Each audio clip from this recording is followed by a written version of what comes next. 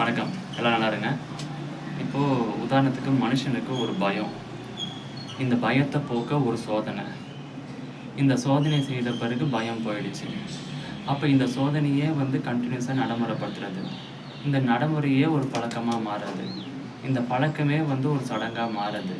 இந்த சடங்கே ஒரு நம்பிக்கையாக மாறுது. அதுக்கப்புறமேட்டு இந்த நம்பிக்கையை சடங்கை ஒழுங்காக செய்யலைன்னா திருப்பி பயம் வருது. மனுஷன் இப்படியே போயிட்டுருக்கான்ல.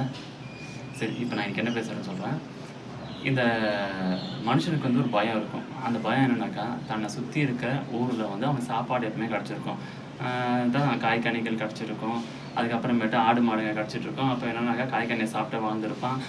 ஆட்டை அடித்து சாப்பிட்டு வாழ்ந்துருப்பான். இப்போ இதெல்லாம் குறைஞ்சி போச்சு அவன் சுட்டு வட்டாரத்தில். இப்போ என்ன பண்ணாக்கா, பயம் வந்துடும். என்ன பண்ணுறது தெரியல.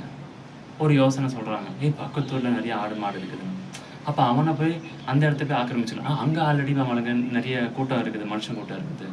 அப்போ அவங்கள அடித்து துரத்திடலாம் அப்படின்னா, அவன் நம்ம திருப்பி அடிச்சிட்டான்னா அப்போ அவனுக்காக ஒரு ஆயுதம் செய்வோம். அந்த ஆயுதத்தை வச்சு அவனை தாக்கி அவனை விரட்டிடுவோம் அப்படின்றாங்க.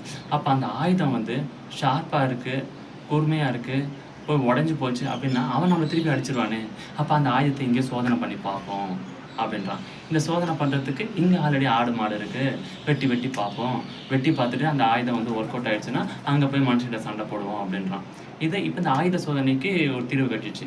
சரி, இப்போ அங்கே போகிற மனுஷன் இருக்கிறான்ல, சண்டைக்கு போகிற மனுஷன் இருக்காங்க, அவங்க பெரும்பாலுமாக சக்தி வாய்ந்தவனா, வீரமானவனா, தைரியசாலியாக இருப்பான். ஆனால் அங்கேயும் ஒரு சில பேர் பயந்தாங்கோலிகளும் இருப்பாங்க.